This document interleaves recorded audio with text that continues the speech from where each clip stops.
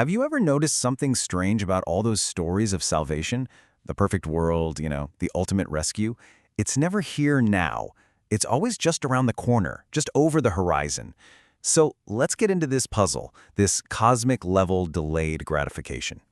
Yeah, it's a pattern you start seeing everywhere once you look for it. It's fascinatingly consistent. From ancient prophecies all the way to our modern hopes, that promise of a golden age is almost always a promise for later.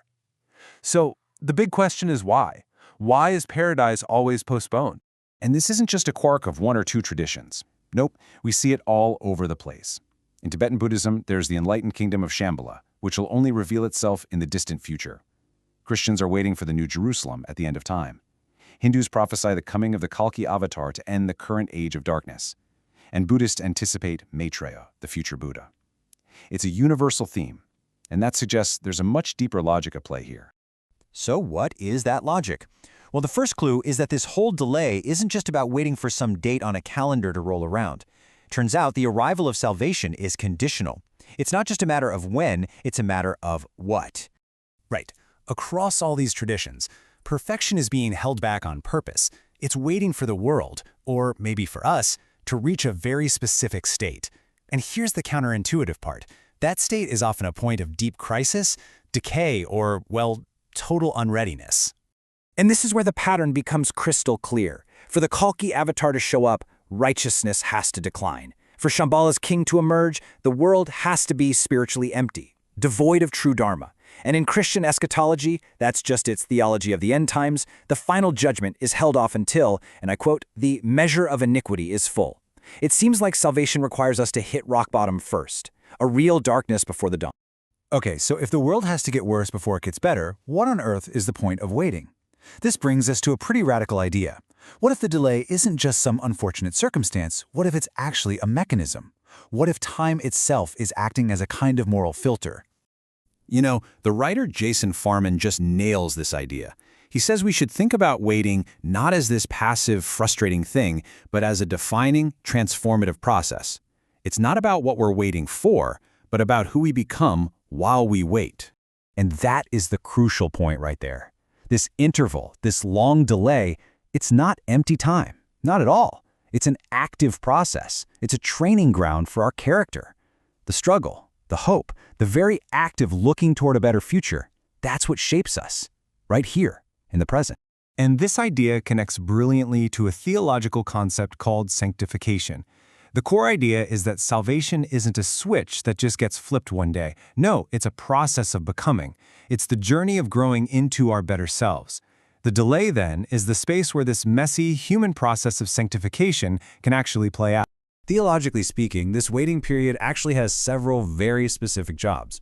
It's seen as an act of mercy, giving more people a chance to turn things around. It allows for the totality, or the full number of God's people to be gathered. And it lets the world's corruption kind of run its course so that when judgment finally arrives, it's seen as completely and unquestionably just. Okay, so all of this leads to a pretty stunning paradox. We think of salvation as the ultimate prize, right? But what if its immediate arrival would be the ultimate catastrophe? What if we just aren't ready for perfection?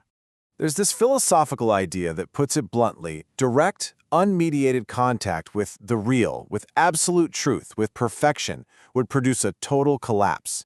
It's a pretty shocking thought, isn't it? It suggests that the very fabric of our reality is, in a way, incredibly fragile. So why would it cause a collapse? Well, because our civilizations, our laws, our morals, all of it, they're built on stories and shared fictions we agree on.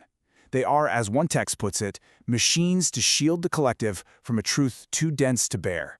If a perfect absolute reality just showed up tomorrow, all the structures that give our lives meaning and order, they'd instantly become useless. This really helps clarify the stakes. Let's look at it side by side.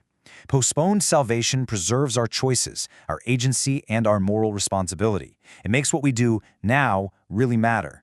But instant salvation? It would completely neutralize our agency. I mean, why make good choices if perfection is guaranteed anyway? It would lead to a collapse of responsibility and make our entire social world meaningless. So let's bring all these threads together. We've seen that the delay is conditional, that it's transformative, and that getting rid of it would be catastrophic. The conclusion, then, is that the waiting isn't just the prelude to the main event. The waiting is the main event. And that's the ultimate takeaway. The postponement of salvation isn't a flaw in the system. It's not some divine scheduling error. It is, by design, the core feature of the entire thing. And one of the most powerful ways to think about this is the idea of salvation as a mirror of absence. By being held in the future, it perfectly reflects back to us everything that our present world is missing. It shows us the peace we don't have, the justice we lack, the wisdom we need. And by doing that, that postponed promise becomes the ultimate motivation to work for those very things, right here, right now. So, we're left with this final thought, a provocative one. If the postponement is intentional, if the waiting itself is the real work, then the crucial question for all of us becomes, what are we building while we wait?